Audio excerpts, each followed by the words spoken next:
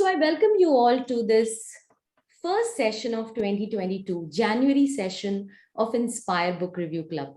It's always a pleasure to be on this side of the system and be hosting this session. You get to hear from different people, you get to hear different genres, different books, which we generally don't read or don't get to catch. Last month, we had two reviews. One was on You Will Not Have My Hate, such a different book. And we all agreed that this kind of an attitude can really take us to different heights. And then we also heard Artificial Intelligence and the Future of Power. Oh my God, that was really, really scary to see the modernization and colonization through artificial intelligence. So, with those books, we ended the year and now starting it afresh with two really, really wonderful books. And I'm today super excited. You can make that out from my face that I'm excited not just because of the books, but also because of the personalities we are hosting today. Both of these reviewers are some of my favorite speakers. I have had opportunities to host them even before. So I'm so really happy to have you, Shreyas, and have you, Vivek, sir, here. Taking the session ahead, we'll be taking our first review on the Dhandho Investor. Wow, the name itself is energizing. And the reviewer is Shreyas Bhave, an electrical engineer from VNIT. He has authored the Ashoka Trilogy, which we had reviewed. We had a review on in the author special session by Shreyas himself at Inspire a few years back. And then he wrote Prisoner of Yakut, if that is right, how I pronounced it. I don't know.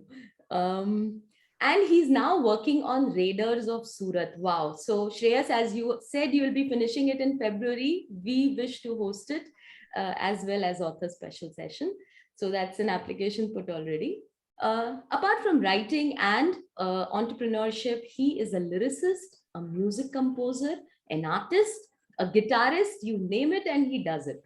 And now he's trying his hand on investment as well. So when I knew some of these qualities of Shreyas, I asked him, now into investment, so what are you trying? So he said he's trying his hands on it. So yes, Shreyas, very eager to hear from you. Over to you. Okay, thank you very much for this wonderful introduction. So I'll just share my screen to start with. Yes, I'll just allow that. So is my screen visible to everybody? Yes, it is. Okay.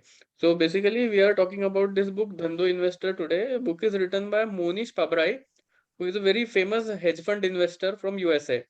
So some people even call him the mini Warren Buffett. So that is his introduction. So that introduction must be intriguing enough for you to open the book and read that what such a great personality in investing has to say about investing. So with this same excitement also, I read this book. And what I found about this book was that actually the message which he gives was very different than the conventional investment messages we receive in day-to-day life. So I loved when Sheetal ma'am asked me that which book you would want to talk about. So I actually put forward this book because the message which he puts about investing is one message which I think that everybody must think about and know about. So let's start with the book review. It is more like a summary of the book, not just a review. So basically, he starts with the definition of the word dhandho. All of us know the word dhanda. Many of us speak about it in day-to-day life. Ki dhanda karna hai, ye karna hai. If anybody of you have started watching the Shark Tank on Sony right now, this word pops up a lot in their conversations. So actually, the word dhanda comes from the root word dhandho. So the word dhandho came first, and dhanda is a like a slang of dhandho. So dhandho, if we go from the Sanskrit root, so the author tells us it means dhanda. Dhan means wealth, and dho means jobs. So he defines the word dhandho as endeavors that create wealth or jobs which create wealth is dhandho. And from this word dhanda is derived. So he starts with this definition, and then he does not tell us this. I am showing you this just to pique your interest. Like many of you must have seen Scam 1992 and this dialogue, risk hai to ishq hai.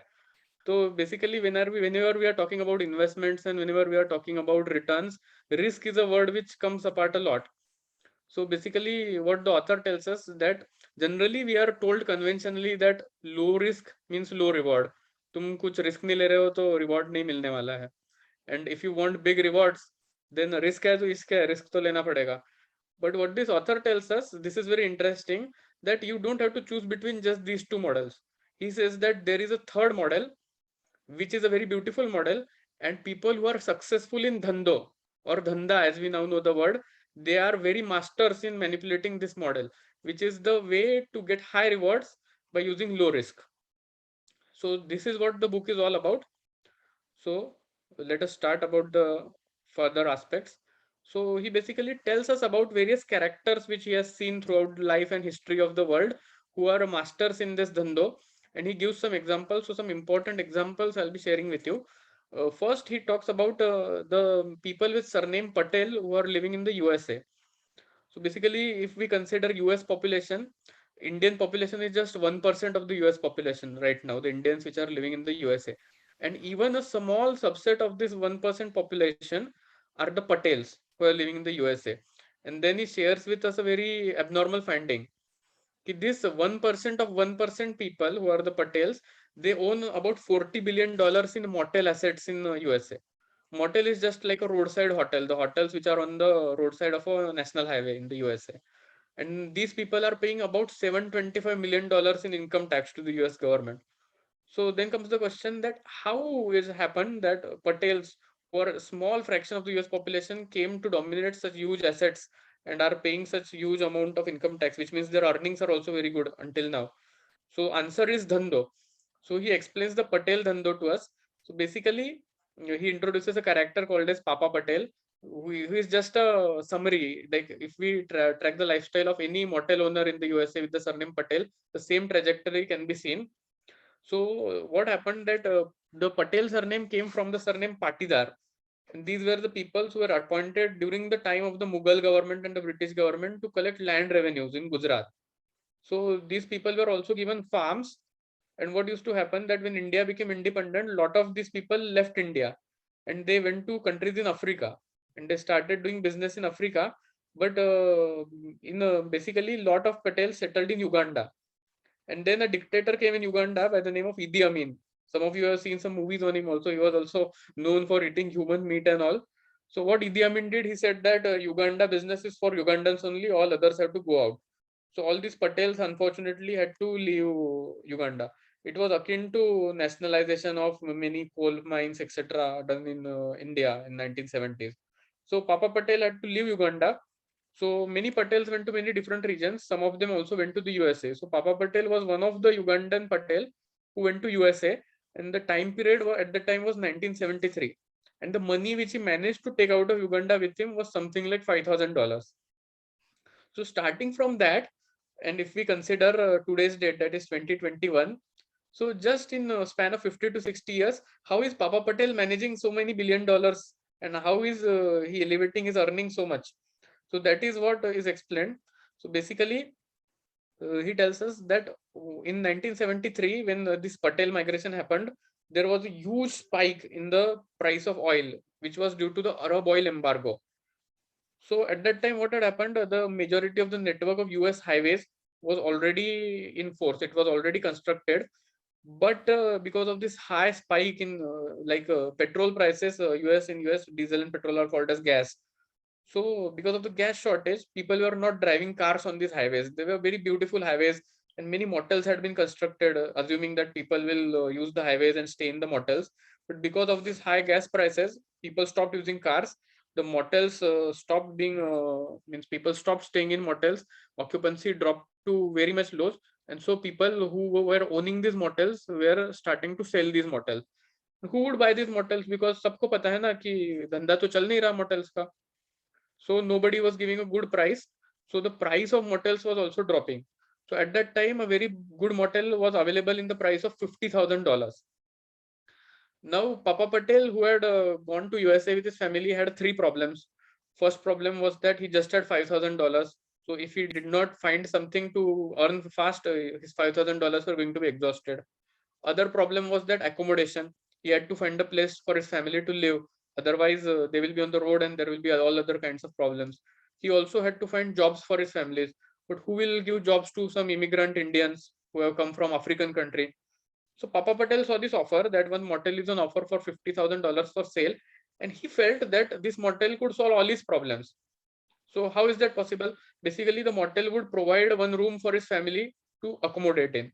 If you have seen the new series on Netflix called as Schitt's Creek, maybe you will be able to relate with the story, because Schitt's Creek also tells a similar kind of story.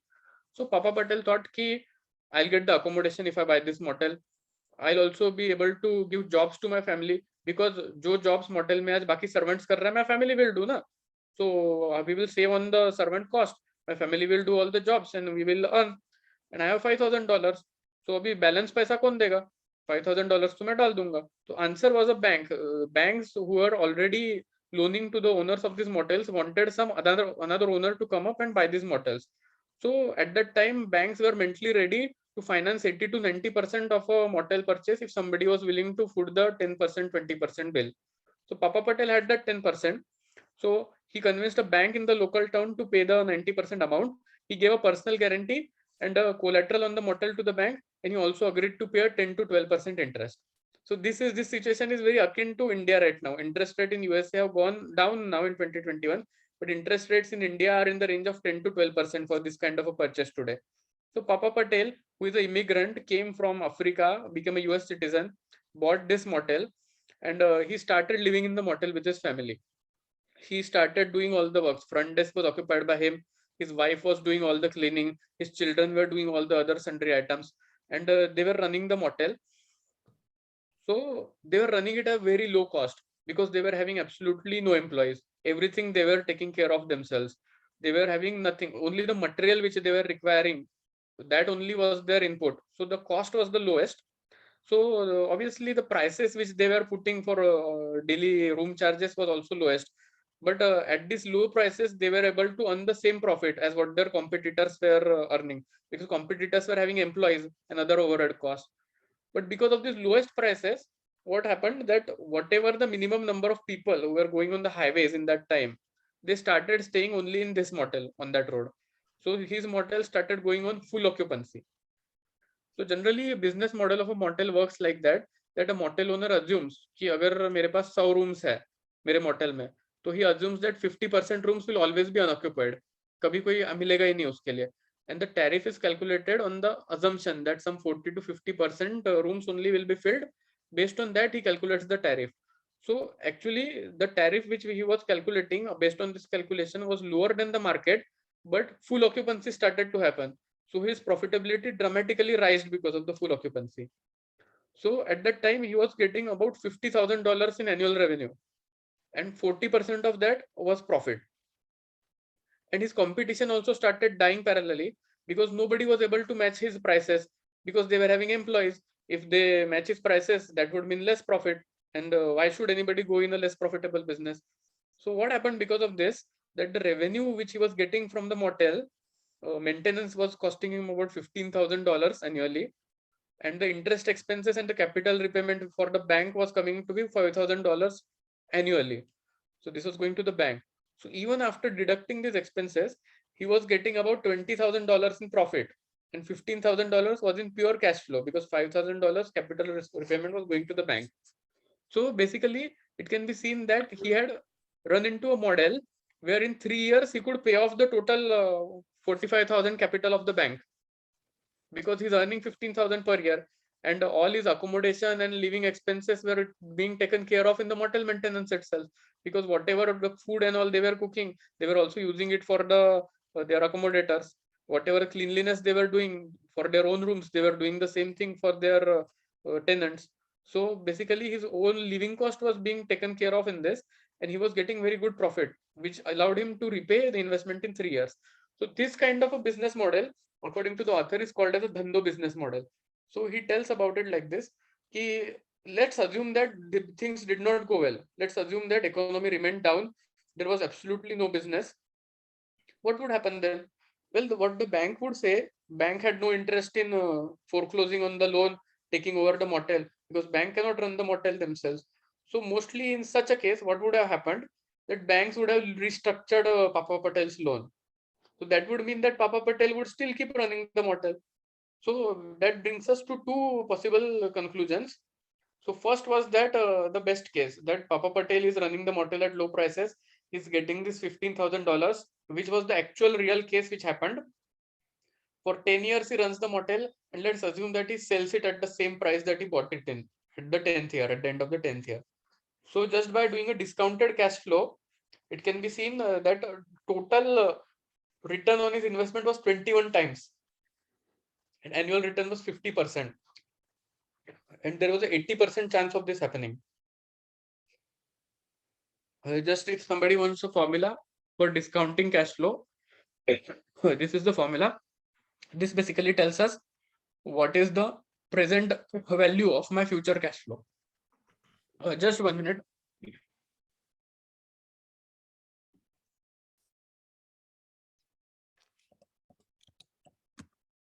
Now we come to the second case.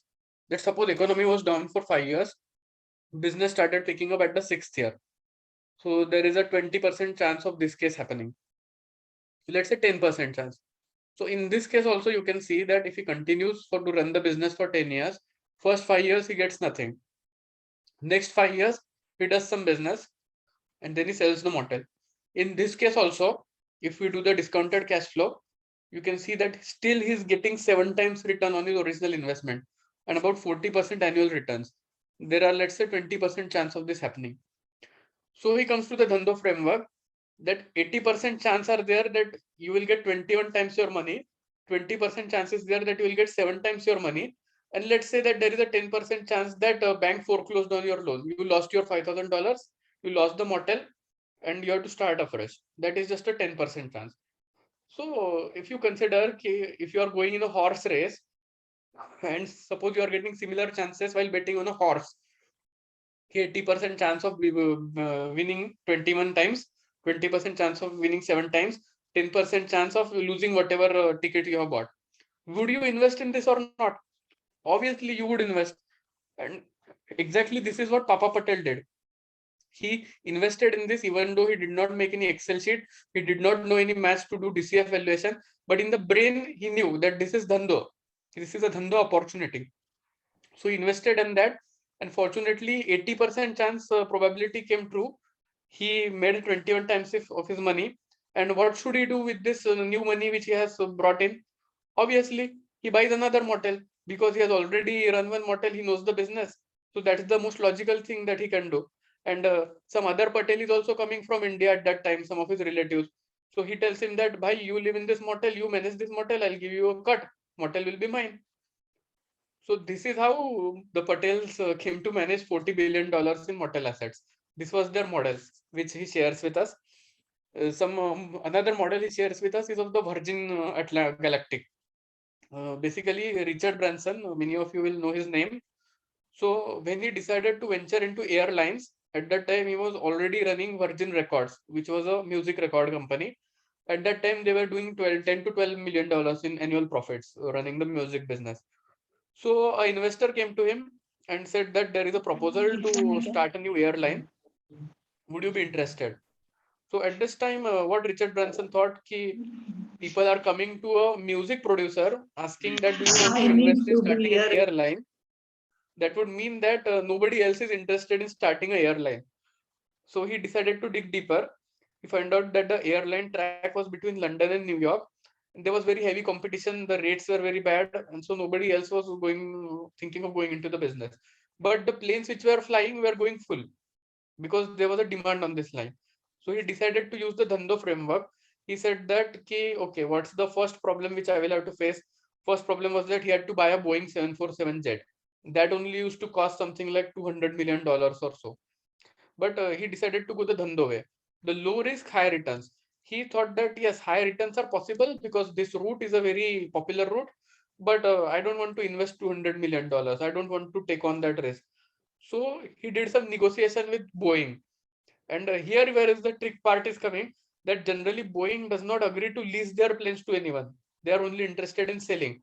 But through his charisma and through his connections, he managed to get a Boeing 747 on an annual lease of $2 million. So his original investment became just $2 million, while he knew that I am earning 10 to $12 million through my record company. Even if I lose this $2 million, it won't make much of a difference to me. Then he brought in some leverage also. Because he was working in the music industry, many famous artists were connected to him. So he brought on those artists as the first flight attendants. Many rock stars and many pop musicians were the attendants of his first flight. That made word of mouth go like crazy, and many people came on his first flight, went fully booked to just to meet these artists. So that was the leverage which he brought, which was totally free. And today, Virgin Atlantic is a very big airline with good profits. And you can see how he managed to build this airline with a very low risk and got high returns.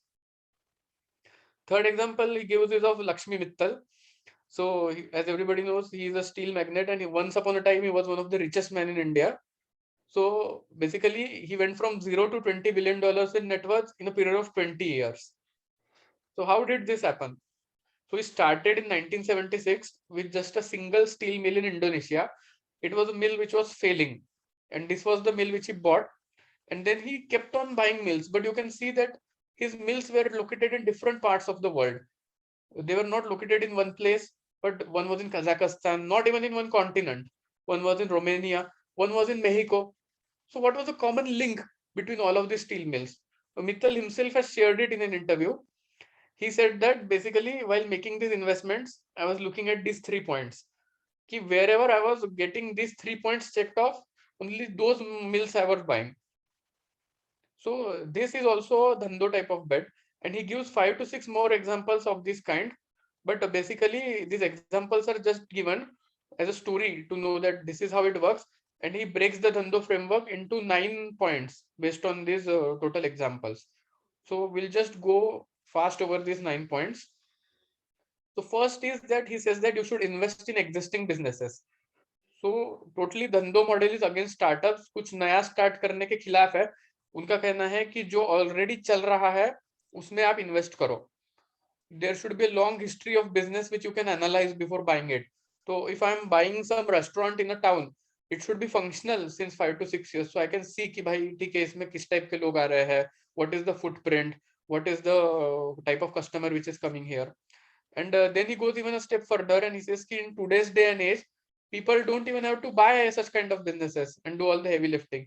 He says that there are stock markets available. This is such a good product. So you can just buy stocks. You became a partial owner of a company, and you also have the history of the company to analyze before making that stock purchase. And you can purchase as many stocks as you want. If you have less budget, you can purchase just one stock. If you have more budget, you can purchase more stocks. So this is a very good product, the stock market, for an investor, according to him, because no heavy lifting is involved. The managers of the business, the promoters keep managing the business, and you can become owner through the stock market. And he says that the frictional costs of a stock market are minimal. If you go into real estate, you have to pay stamp duty. If you go into many other kind of investment avenues, there are frictional costs, which are the costs which you have to pay to the gatekeeper. But brokerage costs for investing are almost zero in India. If you are broking through people like Zerodha or Grow, the brokerage costs are completely nearing zero. So because of all these reasons, he advises that investors should invest in stock markets. They should become owners of stocks against buying FDs, bonds, real estate, commodities. According to him, this is the best Dhandho use of your money. Then he says that invest in simple businesses. So basically, the business should be simple for you. You should understand it. A person who has worked for 15 years in the food industry will find that business of McDonald's, etc., is simple for him. While person who is working in steel industry for many years, he won't find the business of McDonald's to be simple. He will not understand it. So he basically advises that invest in business which you know, which are simple for you, so you can analyze it in a better way. Basically, what he means by simple is also that you should be able to link your predictions in market factor. Like in case of Papa Patel, the linkage was very simple. कि अगर gas prices कम आ गए, so people will use highways and motel occupancy will rise. Such kind of predictions Papa Patel could also make without doing any heavy level maths. So that is the kind of simplicity which he is talking about. Then this is the next point, that you should invest in distressed businesses or distressed industries. When Papa Patel bought his first motel, that was in a very distressed sector because motels were failing. That's why people were selling the motels and the prices had come down. So at such a point, he went and bought the motel. When Lakshmi Mittal bought his mills, he was buying it in the same way all over the countries where he was getting it at a very bad price. So that is his next point, that market is not efficient, and these inefficiencies create the opportunities for the investor. So you have to check which are the distressed businesses, and then you have to invest in distressed businesses at the right point of time. He also asks that you should check whether the business you are investing in has a durable moat. So you should be able to find out what is the moat, what is giving competitive advantage to this business over its competitors, how it is protecting its moat. And the good moats are hard to explain. The moats which you can explain in 1 or 2 lines are not good moats. And he also says that there is no such thing as a permanent moat. So you have to always assume that the moat will be destroyed after 10 to 15 years. And you have to always do the DCF calculation for 10 years period only while making your investment decision. These are just some examples of the moats. I'm running out of time, so I'll just speed up for a minute. So he also advises that you should make very few bets, but they should be big. And you should only make the bets when you are sure that you are making the right bet. So he gives a formula for deciding how much of your bankroll you can bet. So that is given by the edge by the odds. It Shreyas, is you called can as take 5-7 minutes more, no problem. Don't hurry up too much. okay, It's thank you. perfectly fine. Yeah, don't worry. So he gives this formula as edge by odds. So to understand this, just take an example of a coin toss. That if heads we get $2, if tails we lose $1. So in this case, how much of fraction of our bankroll we should bank on this bet? So basically, edge means probability of a coin is 0.5. So 0.5 multiplied by the gain, which is $2, minus 0.5 multiplied by loss, which is $1, divided by the total gain possible, which is $2. So that answer comes to be 25%. So if you are given such kind of a bet, you should put 25% of your total available cash into this investment. Then he tells us to fix it on arbitrage. So what is arbitrage? Let's say that there are two towns and there are some barber shops in the two towns, and the barber in the town B starts getting customer who say that we are living in a town C, which is a new starting town, and it is midway between both of these towns. So that barber realizes कि यहाँ भी अभी लोग रह रहे हैं, तो मैं यहाँ पे जाके बार्बर शॉप खोलता हूँ, तो मेरे को यहाँ पे अच्छे कस्टमर्स मिल सकते हैं. So he goes in town C and opens a barber shop in town C, but he does it in a Dhandho way. He starts with a very small setup. With a very small setup he starts, and then he starts getting a lot of customers because he's only barber in town. So he can charge little higher also, but people will still go to him because of the convenience of it is nearby. So because of this arbitrage that there is no barber located in town C at the moment, he can get very good profits. Eventually barbers will come there, but until they come, the good profits which he can get, he can use it to invest in his infrastructure, and he can use it to invest in improving his services. So you can use this arbitrage profits to build moat. So he's saying that invest in businesses who are doing that, who are finding an arbitrage and then milking that arbitrage and then using those profits to build a moat so that they can compete when competition comes. And he says that there should always be a factor of safety, that whatever DCF valuation you are doing, the market price of your investment should be less than that. So he just gives example of Warren Buffett's purchasing Washington Post in 1973 and how that was a Dhandho bet. And he also tells that invest in low risk, high uncertainty businesses, because when there is uncertainty, the stock price goes down. And there are generally three types of uncertainties and risk due to which stock price go down. But if there is low risk and higher uncertainty, then that means that stock price will eventually come up. So, but because the market does not understand that, market depresses the stock price of all the three possibilities. So he's asking us to invest in possibility 3, and he's giving some examples also where he invested and found and invested such possibilities in his career. And he final advice from him is that he should invest in copycats rather than innovators. Like many of you will know, McDonald's, Microsoft are some of the biggest copycats. Whenever they started, they began by copying models of another people, and they improved upon the model, and actually they won over the original people. And Asnir Grover also gave a very interesting quote in Shark Tank. He said that भाई Paytm ने आके लोगों को QR code पढ़ना सिखाया और फिर भारत पे ने आके उससे पैसे कमाए. So first mover does the social service and the second mover is actually getting the profits. So these are the total 9 points of the Dhandho framework. And then he also goes into the art of selling. कि अभिमन्यु को अंदर जाना आता था चक्रव्यूह के, लेकिन बाहर जाना नहीं आता था. So he said that I had told you how to buy, but I also tell you how to sell. So he told that never sell for 2 to 3 years. It will take 2 to 3 years to the investment to go to its intrinsic value. And after 3 years, when you are within 10% of the intrinsic value, you can sell. That is the advice he gives. And he also tells that you should maintain only 5 to 10 investments at a time. More than that, you will not be able to focus, and it is not needed also in the Dhandho framework.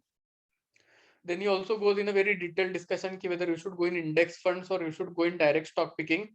His conclusion is direct stock picking always wins over index funds. And he gives us some lessons from Arjuna about focus, that don't get confused in analyzing a lot of companies. Focus on simple businesses which you understand. When you find something which is interesting, have laser sharp focus and focus only on that one business. Complete that process, take a decision whether you are going to invest or not, and then only try to look for another company. So basically, good books tell stories, better books tell facts, and best books teach you thought processes. So this is one of the best book category, that it is teaching you thought process about investing, which you can use for your own applications. And these are some of the further readings which I advise based on the book, like concepts shared in this book. These are some of the books you can read as a second level after this. So that was all from my side. Thank you very much. Wonderful. Very crisp. You really took time and brought it for us in the most crisp format possible. I'm sure there'll be many questions for you, Shreyas, and we'll be taking them all, but after the second review. So let's move ahead for the second review. So we have with us one of my favorite personalities, Mr. Architect Vivek Mahajan, sir. Well, he's a practicing architect and interior designer, having practiced more than 25 years now, having projects from India and abroad, and he has his offices in Chennai and Karanja. Other than architecture, he loves carpentry, blacksmithing, silversmithing, leather craft, and agriculture. He has 2,500 plus fruit farms in Karanja, 1,500 plus fruit farms in Chennai. So I have already signed a deal with him that I'm going to catch up with his fruit farms and going to enjoy mangoes this year. Well, he has recently completed his postgraduate course in ecology.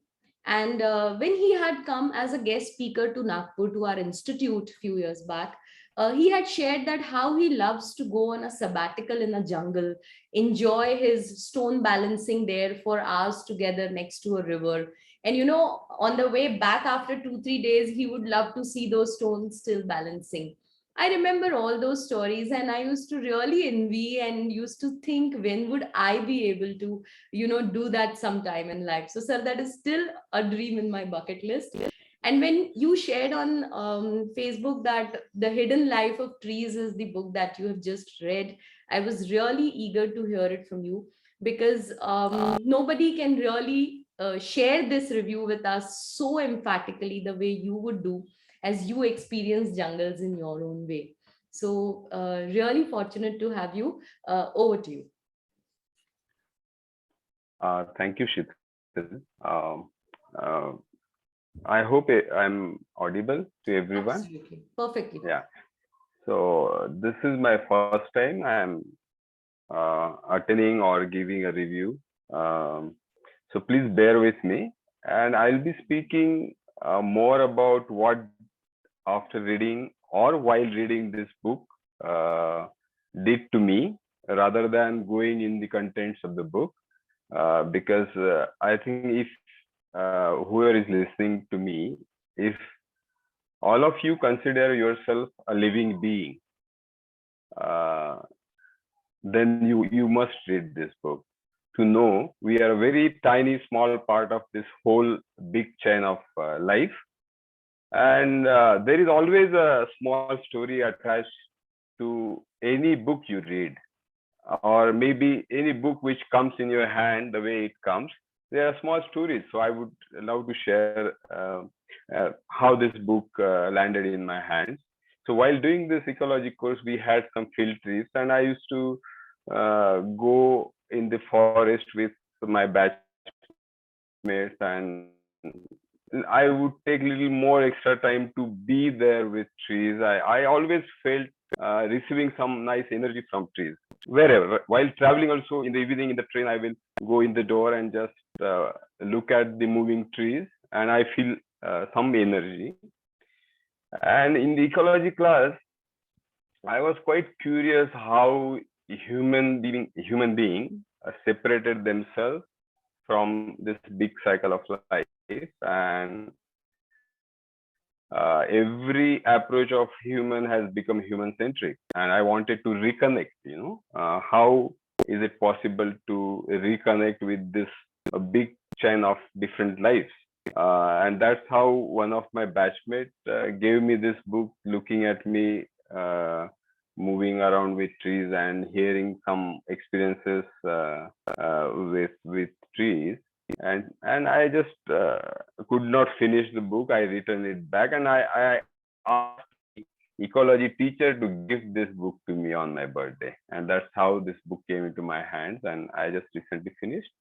So few things I would I don't have a typical presentation, but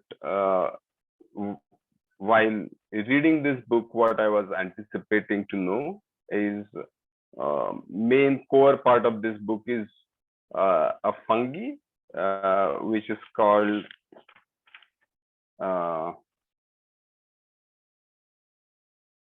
one second.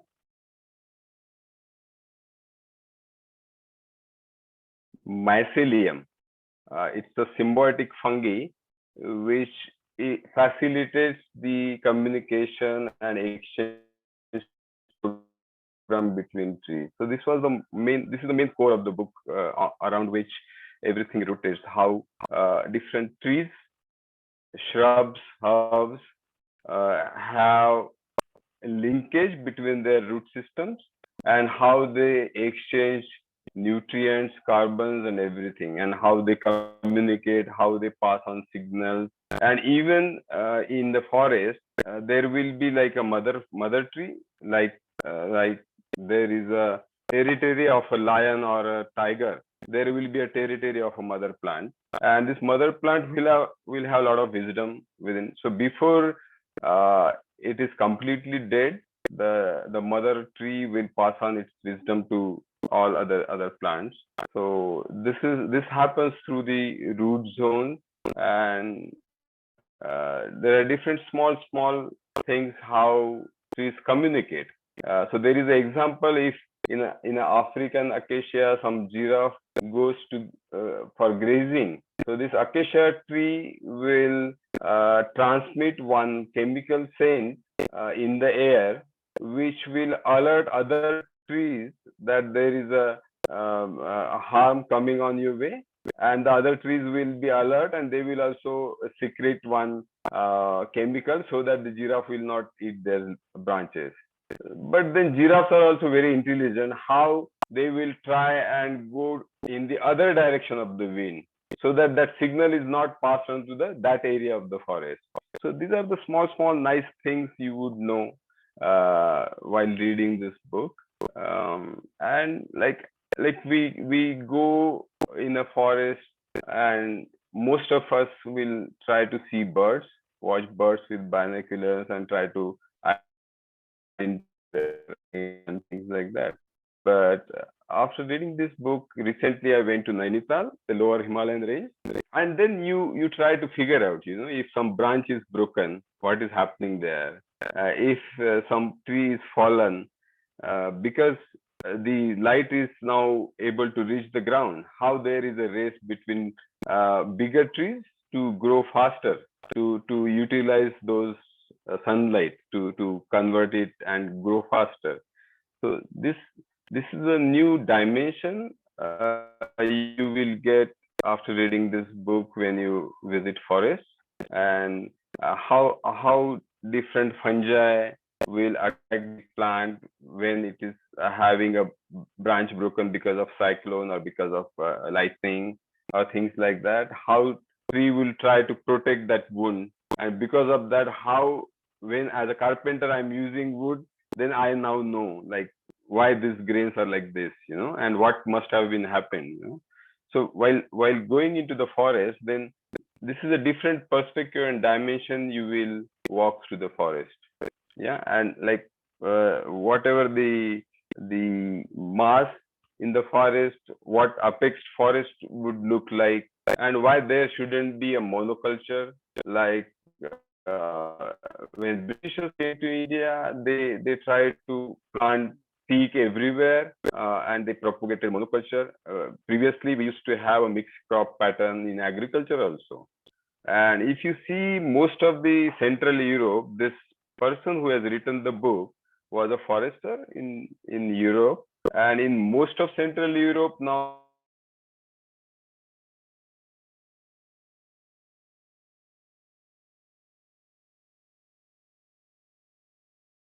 there is incidents they have shared in the book that to establish one wildlife center, Dehradun, Chandraban, they removed some salt trees to build that institute. So the salt tree is a tree which grows in huge numbers. So they removed few, and they suddenly observed that other salt trees are also dying. And Britishers tried to develop sal forest, but they never could do that because sal tree, we are having very insufficient knowledge about what is happening underground and what is happening in the air between the trees. So they could grow like teak forest, but sal forest, they tried substantially but could not grow sal forest with human intervention. So wherever the sal forest areas are, they will grow only in those areas, because in huge numbers you cannot bring all the plants and whatever associated different life with it. And if you know this one plant in Madagascar and the bird association, so without like there was a lot of hunting happening of this bird. I just forgot the name of the bird. It was just easy to hunt this bird because it was not able to fly very briskly, and they hunted most of the birds, and birds like got extinct. And suddenly they found that this tree is also not coming, new trees are not coming. And after doing research, they found the tree seedling will only appear if that seed goes through the stomach and digestive system of this bird. So it is such a complex cycle of association in the forest. So in this book, if you read, I think whatever a human being could explore, is very less research happening on this area. But still, whatever he could gather as an explorer, it is a wonderful way he has put up different associations between plants and insects, birds, animals, and how they are interdependent, and unknowingly how beautifully the different games are happening in the forest. So after reading this book, when you visit any forest, it is really a wonderful journey. You would require at least 2 or 3 times time period to spend there, because it's so beautiful to observe in this way. And then you would know what height, what different bird will nest, why they nest there, things like that. And even certain intelligence in the tree, I was really amazed to know. The tree will know what season is going on based on sunrise and sunset. Even some trees bark also will know the day span, and based on that they will know the season. So how to be prepared for coming season, tree would know. So what certain trees will do on their big trunk, if you have observed, there will be small tiny birds of leaves, small birds. So they are so sensitive enough. So with minimal light also, they would know that it is sunrise now and this is sunset. So they are able to count a day's span, and based on which they will know what season is going on. So there is a immense wisdom in trees DNA also. And it was a beautiful journey to realize this, that since the beginning of life, some of the character of the DNA, what is there in the tree, is also in human beings.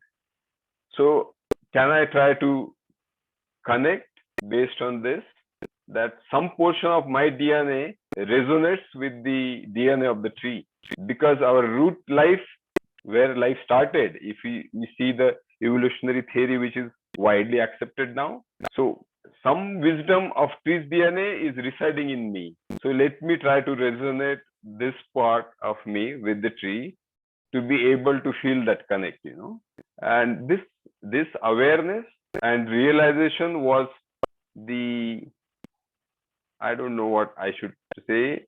Takeout is a little more commercial word, but it's a beautiful feeling I got while reading this book, that yeah, there is a possibility that I can connect with. I will be able to connect my being as a human more and more with the tree based on whatever common wisdom we carry in our DNAs. And yes, uh, let me try to evaluate what I can remove from my human centric view towards looking at a larger picture. These are few realizations I would I wanted to share on this platform. um, I'm a little sorry about I don't have some kind of presentation or on this, but I think this is more important as a individual human being to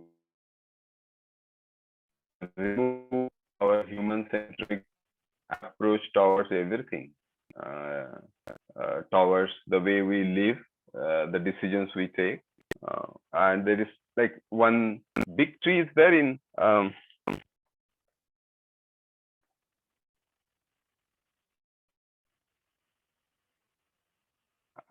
One second. So this spruce tree in Sweden is 1,500 years old. So can you imagine, this is almost 115 times longer than the average human lifetime. So that tree must have witnessed whatnot, and I have one picture which is showing one trunk in which the person has shown on human history, like World War First, World War Two. So the tree is like around 2,000 year old.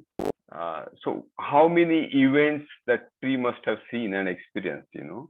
Just this feeling is so beautiful. If I am in front of this tree, which is this old, 9,500 year old, can you imagine? Just to be with this tree is such an amazing feeling. So that's it. And one picture, if you allow me to show my screen, I can, if I can share.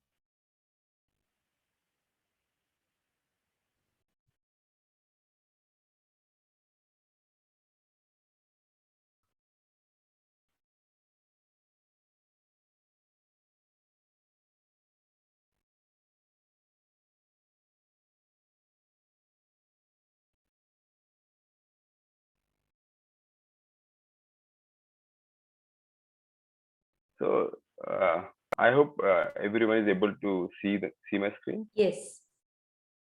So this is one mango tree near my hometown, Karanja. This must be around 100 feet dia and around like 60 to 70 feet height. And this tree in present day bears around 30 to 40,000 fruits every year almost.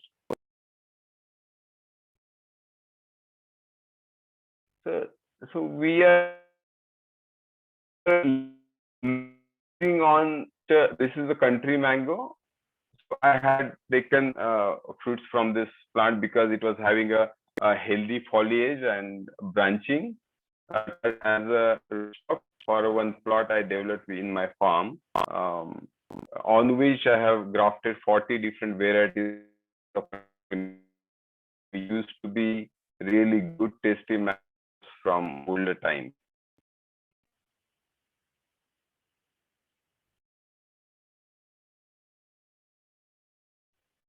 So yeah, that's it, I think. If you have any questions, I am. Wow, thank you, Vivek sir. Thank you very much. And I love the way you started that if you think that you're a living being, you must read this book. That really Yeah. speaks for itself, that there are certain things which are to be felt and which are to be experienced on your own. So, well, we are open to having questions for Shreyas and Vivek sir both. So, if you can stop sharing. Yeah. Yeah, thank you. Yes, Murli, you can unmute yourself. Yeah, thank you. Vivek sir, you don't have to be apologetic for not bringing a PPT. You are so humble in saying that. I really appreciate you doing that, but really like the way you presented it. Thank you very much. Thank you. I also liked your background. I don't know whether it's your home or office or whether it is designed by Sheetal, but it looks more of a Sheetal style. But I really liked it. So I just want, thank you very much. I just want to make comment that there is a very good documentary. I think I've seen it on Netflix, if I'm not wrong, called as Fantastic Fungi, which Yes. actually tells the same thing what you explained. And the animation on that show was so superb that you actually understand how the all the plants are actually connected. And I was very amazed to kind of notice that using, Yes. of course, then you came up with a lot of examples of giraffe, and also really amazing the way nurture surprises us on a daily basis. And we sometimes don't realize that what insignificant role we play in this entire ecosystem. But thank you very much, sir. Really enjoyed your presentation. So and I have some queries for Shreyas. So Shreyas, thank you for sharing the deck with me. Can you explain that MOAT part? Because I was trying to take notes frantically during your, but I couldn't understand the moat thing which you explained, that invest in durable moat. So can you explain that a little bit? Basically, the concept of the moat is that a competitive advantage which you are having over your and above your competitors. Like if we take the case of Papa Patel, he was the only mortal remaining in that certain intersection of the highway. So Mhm. obviously, any person who is passing through that intersection at night, he will stay at Papa Patel's hotel. So Papa Patel is having a competitive moat which is allowing him some monopolistic profits. His competitors cannot do anything about it. Or like for example, we can give example of companies like Infosys. So as if you are into stock markets, you would have noticed that Infosys earnings are growing like anything in this financial year. So one of the reasons is that Infosys worked on building system architectures of many US companies in 1990s to 2010s. And in this Mm. period, those companies were small, and now those companies are growing, but they are going to Infosys only for all further work because Infosys is knowing all the architecture. That's just like if an architect designs your house and then you decides to extend your house, you will go to the same architect, right? Because the architect knows everything else about your house. So like that same concept, Infosys has a moat just because of their work with all the US companies in 1990s to 2010. So that is the concept of the moat. And the 3 points which he shares is that any moat which you can define in 1 or 2 sentences is not a good moat. Like suppose let's say that a company has some license from the government that only this company can produce this product. That kind of moat is not a good moat because you can define it कि इसके पास license है तो इसके पास moat है. Actual good moats are those which you cannot define. Like आज लोग McDonald's में क्यों जाते हैं? It is very hard to write it on a piece of paper the reasons behind that. So that means that McDonald's has a very good moat. Okay. But thank you for sharing the deck. I think that deck itself will be, I need to research on each of the slide, because of course you have made all the attempts to cover it, but I think the topic was so heavy that I thought it will need at least 2 hours to kind of go through. But Explain. fantastic presentation. Thank you. You Thank should you you. should just read the book. It's amazing book. Yeah. I had read only the first 3 chapters of it, but I think I need to complete that now. Thank you. Great. Thank you, Murli. More questions for the reviewers today? Hello, Yes, Shweta wants to ask something. no, this is Lakshmikant. Uh, All right. Yes, yes, Lakshmikant ji. Bataiye. Shweta, after. My question is to Mr. Vivek Mahajan. Ji. Yeah, I want to know. First of all, I thank him for this wonderful inputs on the book. And my question is, how he is motivated? How he get motivation for do all these versatile kinds of things? From where did he get motivation? Yes, Vivek. Um, yeah. I think most of it comes from within. I think this is certain passions which I retain in myself in my early childhood, when there used to be occasion that we used to get our chappals stitched from a local cobbler in my small village. So I used to go and sit there for hours, and I was fascinated with the kind of tools and the skills he was using. In between our hide and seek game, I used to go there and sit for 2 hours just watching him doing the chappal. And in that early childhood, in my school time, I retained that flame inside me, alive till date. And now there is a scope to revive those passions which I felt within myself, and I'm trying to learn. Like while doing carpentry, I need some special tools. So I learned blacksmithing, and then I was interested in leather craft. So I went and learned there actually with some leather craft people, and if you are able to get your inspiration into passion, then everything falls in place. This is my belief. I hope I have answered your question, Lakshmikant. Thank you, dear. Perfect. Perfect. Yes, over to you, Shweta. So I also really Thanks. appreciate your varied interests and how you manage to actually pursue them, because many of us are interested in many things apart from our profession or career, but to actually have the flame to go and pursue a degree in ecology, that means you're really keen. And I feel you really have to be stable in your mind and focused for you to take over something else apart from your profession and devote time to it and reach this stage. I really appreciate that. Another thing I noticed is that the way you told us what is there in the book, but you also focused on the feelings it kindled in your mind after reading that book. So these feelings were like, I felt it's just like an artist's view, because a flower may be seen by many people, but the way an artist sees it and manages to, paint it or photograph it, it's just like that about you. You read the book, but the kind of feelings it brought to you and the way you shared it, it requires a different kind of perception is what I felt. So thanks a lot for sharing. And also to Shreyas, I really enjoyed your style of telling it like a story straight from the heart. Really, it has kindled an interest to read more about the book.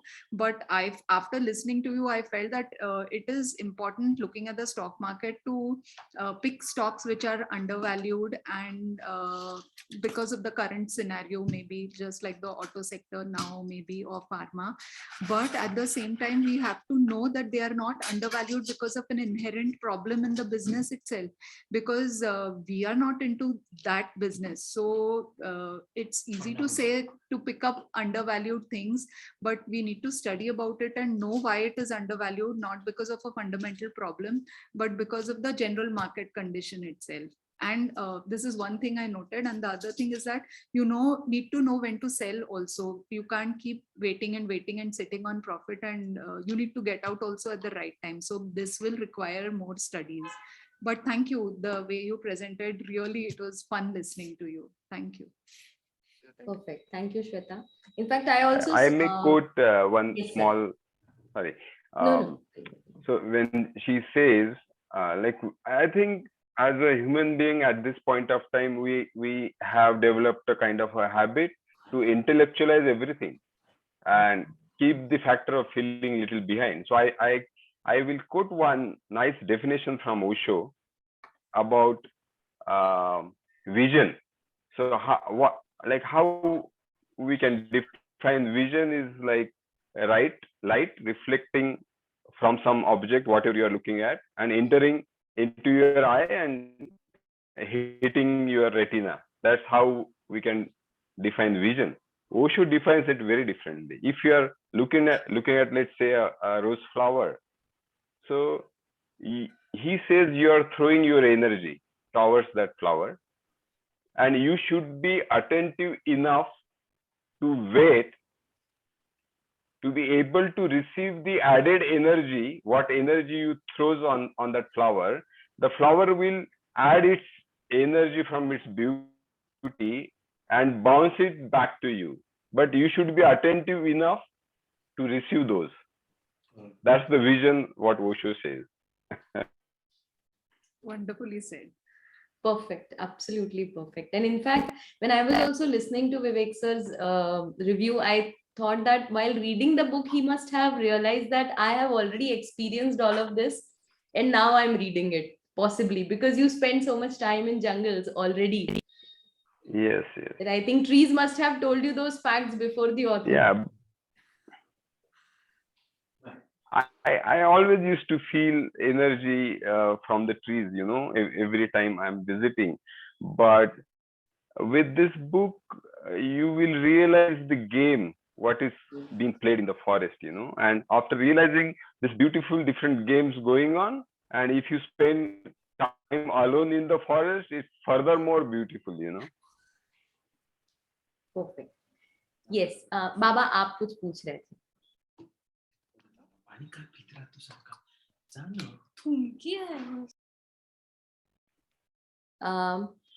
Yes, please. मैं आपको unmute करती हूँ, एक second. Can I do that from here? Abba, you need to unmute yourself. Yes, done.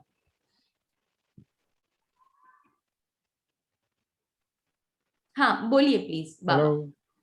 Hello. Mr. Mahajan, I really appreciate what you have told about the plants and trees. I'm basically a botanist,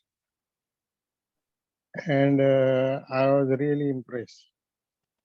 Thank you. I would like to know that do you have any other examples about the plant, that how do they talk and transfer the messages from one to other?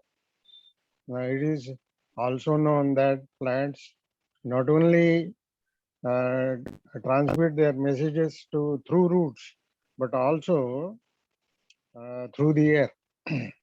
What is the epidemic, or what is the environment, and what is the problem the trees will have in future? Do you have any other examples on this? No, when I quoted the example of this giraffe eating some leaves of acacia, and it is sending some secret chemical scent in the air, that is to alert other plants. That also happens in the air.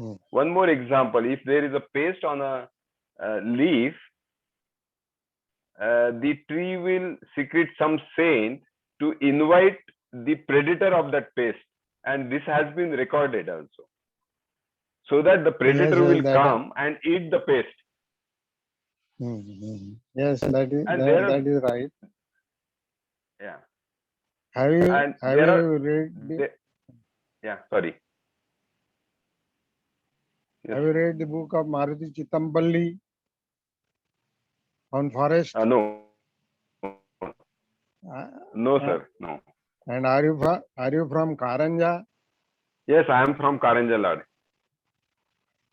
Karanjalad, yes.